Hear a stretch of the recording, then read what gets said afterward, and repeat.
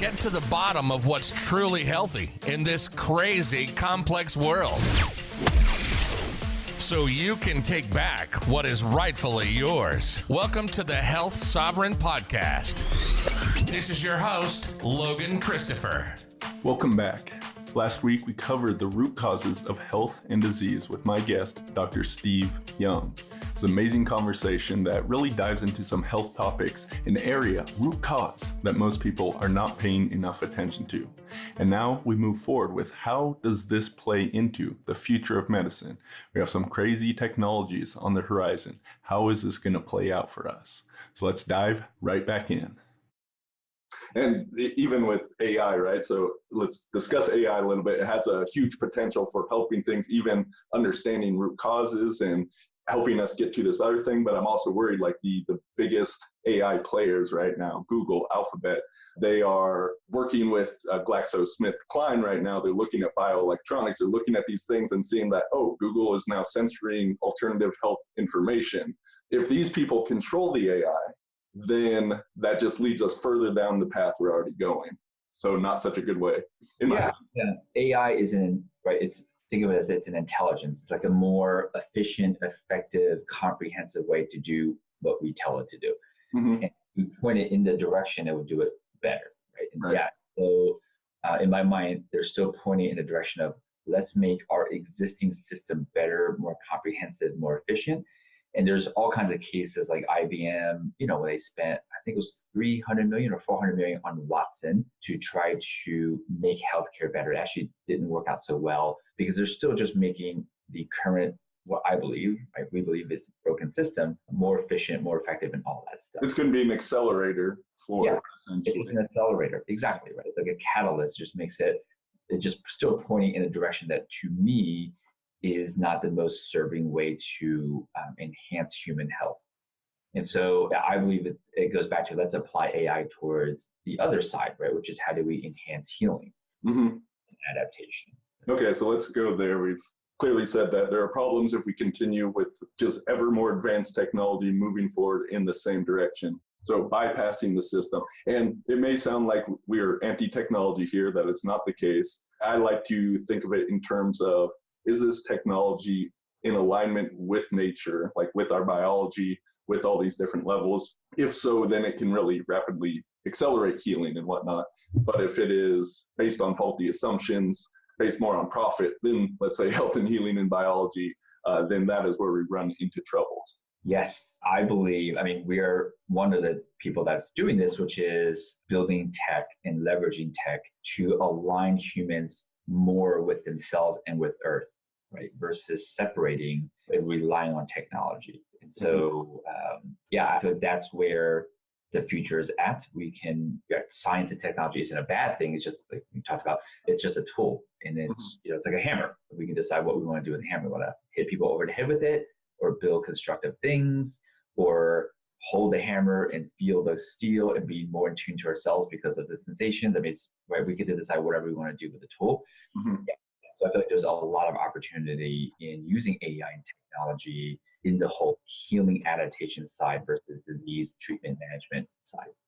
Okay, so let's talk about that. And I do want to point out, so AI is, for most people, like a very generalized, loosely defined term. Most of the AI we're seeing right now is just better and better machine learning, more processor speed put behind being able to compute things. And this allows a computer to master AlphaGo or chess so much faster than a human can do. But that computer cannot play checkers then. Like, it is specifically designed for a single task and has no inductive ability. There are people working on, I believe it's called like artificial general intelligence or symbolic artificial intelligence, where it has this ability. I'm not as up on that, but really in the past few years, we have gone far deeper down the machine learning path. So yeah, where do you see this helping in us getting to better healing? Yeah, here's some potential applications, like real world stuff that I see happening in the future. The AI is listening to us talk, and just by our language choice, it's going to be saying things like, oh, I noticed in the last week you said the words need and should 37 times. Based on my data, that shows that you are now heightened, you just increase your risk for diabetes and heart disease by X. So let's do these actions to offset it. I can totally see this coming, right? Yeah. Of course, it could be. They're already listening to us all the time anyway, right? For sure. We are definitely being listened to for sure. Another application would be, based on the pictures you stopped at and looked at on Facebook, and based on because everyone's going to be wearing like AR glasses in the next couple of years anyway. Based on the things I've seen you pay attention to with your vision, this means that this disease, blah, blah, blah, is happening. So let's eat these things to offset it, right? So basically in the future, what will happen is like the GPS effect, right? Most people don't use maps anymore, just like the phone tells us where to go. In the future, the AI will basically tell us like what to eat and all that stuff to enhance our health. So I see that as kind of a double-edged sword, right? Because in a sense, people are losing sovereignty if they just defer completely to the AI. And once again, who's controlling that AI in the first place? Like there is a potential for this to be used in nefarious ways. And it's like, oh, you have this problem, so here's your recommended customized pharmaceutical drug from us. So yeah, there's potential for difficulty. Really depends on who's controlling and how they're pointing this technology, right? Absolutely. It's all tools, right? So it depends on, like who's controlling the tool and how the person wants to use that tool. I would assume the person has sovereignty and choice over how much, because people can still use maps. They just choose not to. Right. And so they will have, of course, a choice, like how much do I want the input to be this AI-driven, logical, systematic, structured way versus how much of this do I want to develop within myself and develop my intuition and feeling right now. But with feedback, it can actually accelerate that process if it's properly used. I'm just curious, just thinking about even with our iPhones now and social media, how people become so addicted to those and how they're built for the specific purpose with strong AI learning around them. So yeah, people can get rid of their apps, but how often are people actually doing that? So it's definitely an interesting thing to think about. It is, yeah. I mean, obviously the app builders are incentivized to keep people using it or have people use it, of course, right? And so then that really just goes back to how the app is designed. Ideally, it's designed with, we'll call it sacredness, right? And respect and sovereignty for humans in mind, for sure. Yeah. So another thing I'm curious, you mentioned that in a few years we'll all have augmented reality, and I've heard people describe it like we're already cyborgs, like we have our phone and whatnot, and we're in this digital world. Some people more often than outside of it. I mean, we're staring at a screen right now, and technology is amazing how it can connect us, but that doesn't mean there's not a dark side to these things. Because we know with cell phones that research is showing like EMFs, Wi-Fi, all this stuff, this electromagnetic pollution around us is one of those stressors that is having lots of effects. It is one of those causal things. It's just so subtle. The vast majority of people are not going to recognize it. So as we become more connected, do you see a point where we can, or a way we can make this technology that is more in alignment with our biology? Or just as this stuff is coming, like with 5G, is that going to just further rapidly deteriorate our health, even though we have some cool trinkets and technologies along the way that might be able to help us in health? Yeah, that's a great question. From a purely technology standpoint, I definitely don't have a clear answer. But I will say in understanding general patterns, I have an answer from that perspective, which is the more disruption, the more chaos, purely from, let's say, a physiological perspective that the tech builds, at some point, it may not be immediate, at some point there must be equally amount of order. Right? The other way is when it creates a big enough problem, someone will come to solve that problem because there's benefits of solving that problem. Right. We don't know how long the problem may exist before someone comes and solves it, and how much damage it does before someone solves it. But the laws of the universe states that at some point, if it's big enough, it gets solved. Right? We don't know how long or when, but from general nature pattern perspective, that will be the case. And so what's interesting though is the solving part, right? What is that solution? This could be, again, nanorobots in our bodies offsetting the EMF damage that's causing the mutation in the cells. That to some people is a solution. To some people, it might be building homes or locations where there's no EMF, so you have a break right from the EMFs at will, so you get to choose. I believe there'll be a mix, right? So people with their own frames of reality will create what in their mind is the best quote unquote best solution. And I feel like this will be available. It's going to be necessary because I don't think we can stop 5G in all this. We're not going to stop it. Yeah. It is interesting watching that where people are protesting and getting certain cities to not roll it out and whatnot, whereas other ones it's coming, and yeah, it's fascinating things that are happening. Yeah. So kind of on that note, you were talking about the workplace wellness, and this is something I definitely think about a lot. How we set up our environment is such an important part of health because of how much we're affected by the environment. One of the studies I like to reference just to show how subtle these kind of things can be. I forget the name of the people that did this, but at a movie theater, they're handing out free buckets of popcorn. And this was stale, like bad popcorn. Some people they gave a small thing to, other people they gave a large container to. And then after the movie was done, they would go and measure how much people ate by how much was left in it. And the large one was more than a person could possibly even eat. And just by the size of the container, people ate different amounts. So it's a subtle cue. No one would say to themselves, oh, the size of that container affected how much I ate, right? And people are, I think, asked this at the end of the time, but it definitely did. So the environment has both like major impacts, but also very subtle ones. So what are some of the things people can do right now, but also possibly some of the coming future technology that may allow us to even better, not just our workplace, but our homes, everywhere we spend time? Yeah, interesting. I've been talking about this a lot in the last couple of months. And so obviously the simple one is the workstation, right? And obviously I've been, actually this was may not know. So yeah, literally the last 2.5 years, we've been designing something that will make the workstation actually healthy for you because it solves inactivity and posture, right? Mm-hmm. So I believe people don't have poor posture. We have poor workstation design that promotes this forward-leaning position.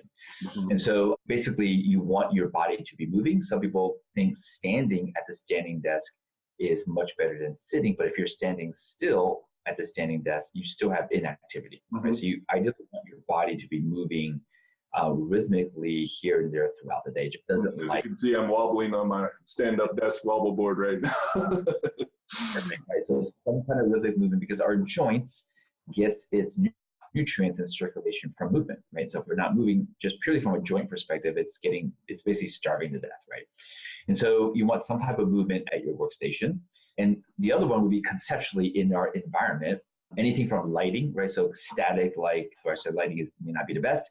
There are companies now that are making LED lights that actually will simulate the same frequency, the same color as the sun wherever you live. It synchronizes with that, which is pretty awesome, right? So it feels How like— is it on, is it lux, the power of it? Because can lights even come close to mimicking they can do the same wavelength, but can it match the sun? Yeah, no, of course. It's from an intensity perspective, it won't match the sun, but purely from a cueing our eyes in our circadian rhythms, like the rhythm of all our hormones and chemicals, essentially will be much more aligned with nature with this lighting, which is kind of cool. Yeah. Another concept is just think we've made things more efficient and easier without fully understanding the consequences of making things easier, right? And so part of that, because like we don't have to get up to move to change a channel anymore. You know, just think like 30 years ago, you had to like get up off your couch wherever you're sitting to walk a few steps to change the channel and sit back down. Mm-hmm. Now you just like push a button, and now actually you can actually just talk to Alexa. Right. This is too much. The pushing of the button. Too much movement. Get it out. And so I actually think, and I want to design a home in the future where it is actually on purpose inefficient. Mm-hmm. So this way, I mean, just think like, imagine if the drawer for your silverware that you need to eat with is almost like on the floor, and you have to like squat down every time like you get a fork and a spoon. And so we can actually design a on purpose inefficient home that promotes movement and stretching, right? And so imagine like, I don't know, there's a drawer that only opens if a button 3 feet away is pushed. So you gotta like stretch with your leg to push the button. Like, you know, we can have fun with this. And so you're getting stretching and mobility in just by living. Right. I believe I just had an image of a robot child that you have to play with a certain amount of time each day. I mean, there's a lot of interesting stuff that can be done with this, and the whole premise is, right, it goes back to practicing the opposite. We've mastered, in a way, efficiency. Yeah. Let's practice inefficiency, because I believe God, universe, wants us to practice both. And so we actually can design a home that's ultra inefficient, and the person would be way more healthy. Absolutely. Yeah, we brought up the wavelength of light, and this going back to what we were talking about as far as causes. So one thing we know with our devices, too much blue light. And blue light is not bad by itself. That's another distinction that is worth knowing. It's the dose is whether something is helpful or harmful, right? So too much blue light, especially at certain times of the day, nighttime, is causing these negative health effects, increasing stress levels and whatnot. And for the most part, a lack of red light. So we're like, too much of this one wavelength, which is leading to problems, then not enough of this other one. And with red light, we see because people are not spending much time outside, they're not getting enough of this wavelength.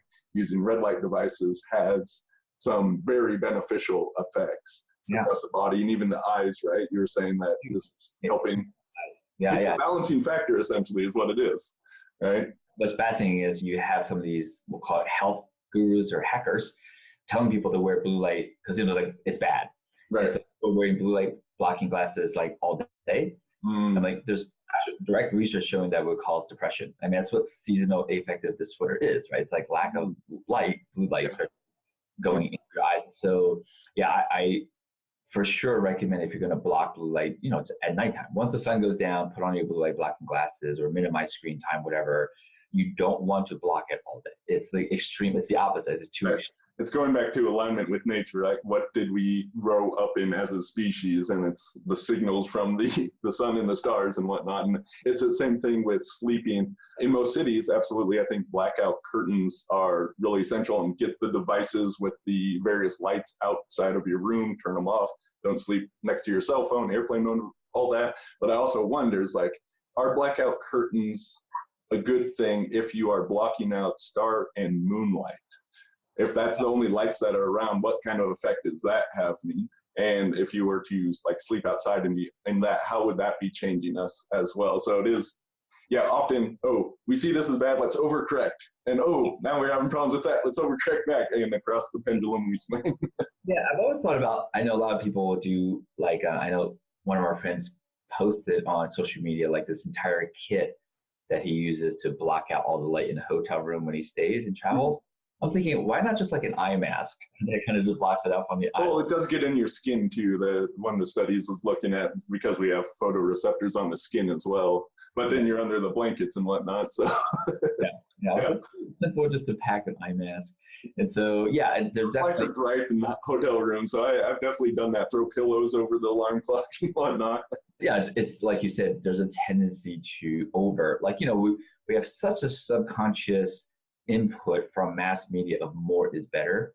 We don't realize we're living under that subconscious more better tendency. So we tend to, humans tend to overdo more. Mm-hmm. Technology is interesting if it can be aligned with nature in the future. And of course, there are ways you can upgrade your environment in fully natural ways, like plants indoors. They detox the air out and they're putting out oxygen into it. So there's very simple things like that. And I got the diffuser with essential oils going on in the background.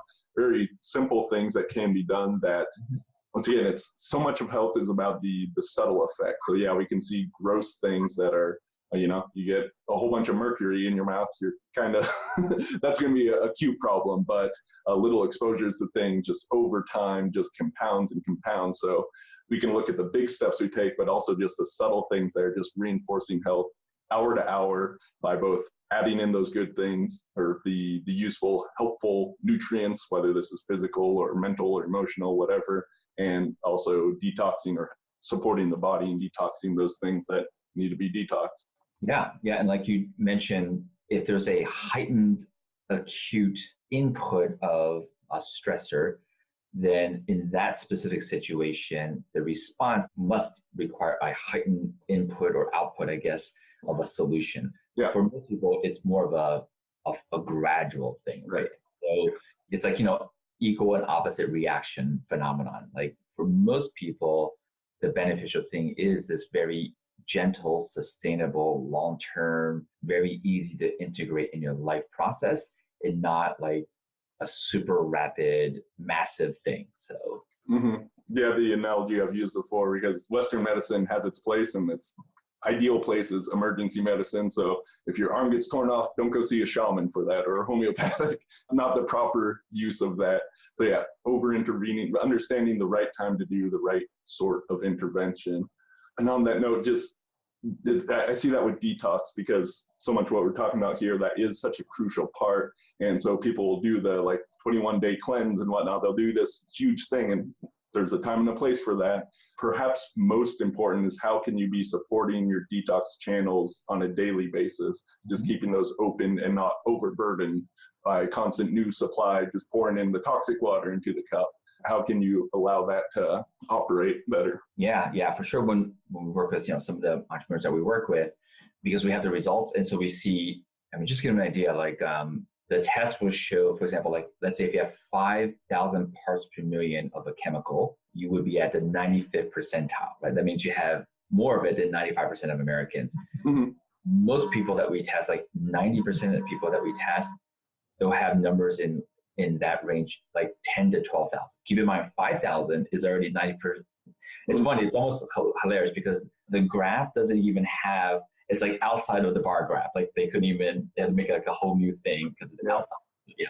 And so when we see that, which 90% of people that we test have that in a handful of the toxins, it's why we do this, right? It's action reaction. We do this intensive 30-day process of pulling up the toxin. Oh my God, you have ridiculous amounts of it.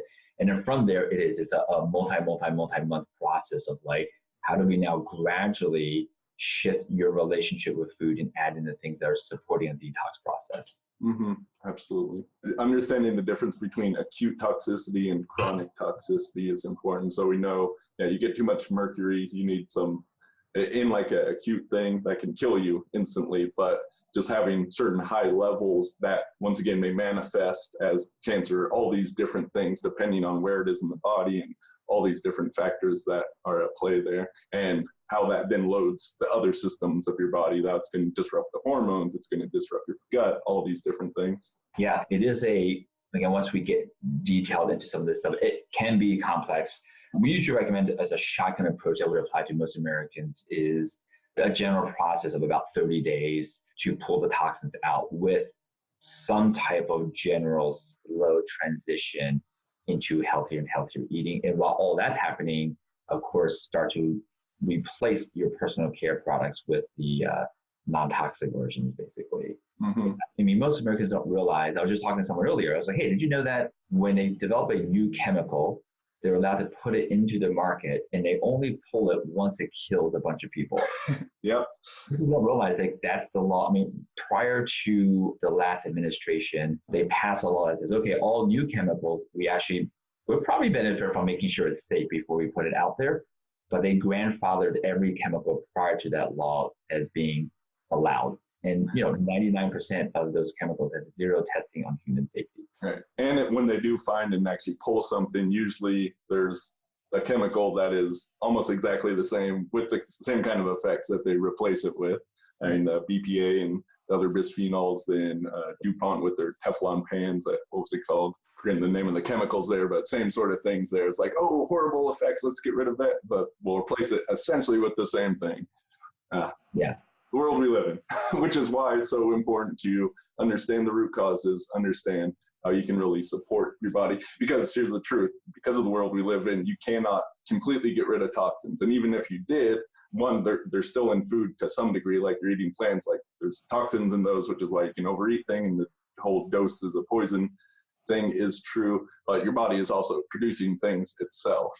So these detoxification channels are important for, yes, the man-made chemicals that should not be here, but are here for convenience and profit reasons, but also even endogenous chemicals that need to be detoxed. Very important. Yeah, for sure. It's impossible at this point to avoid the toxins. They tested rainwater in remote islands, and there's plastic particles in rainwater. DDT at the top of the Himalayas. It's crazy world. And that's why I usually recommend every human can benefit from detoxing, especially if they live in America, just because we have pretty lax chemical laws and pesticide laws compared to other countries. So.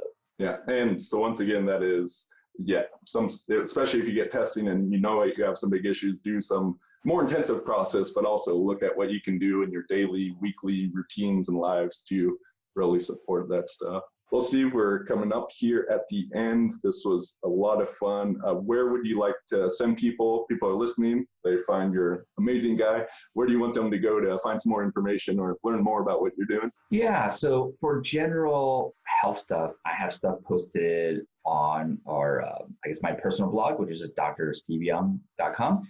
For people who actually want like very in-depth work to figure stuff out and find root causes, they just go to Ammortal, AMMORTAL.com. And we have a whole process that we've been doing with entrepreneurs, essentially to find like where are all the blockages that are happening that's preventing healing, and of course, where are the root causes.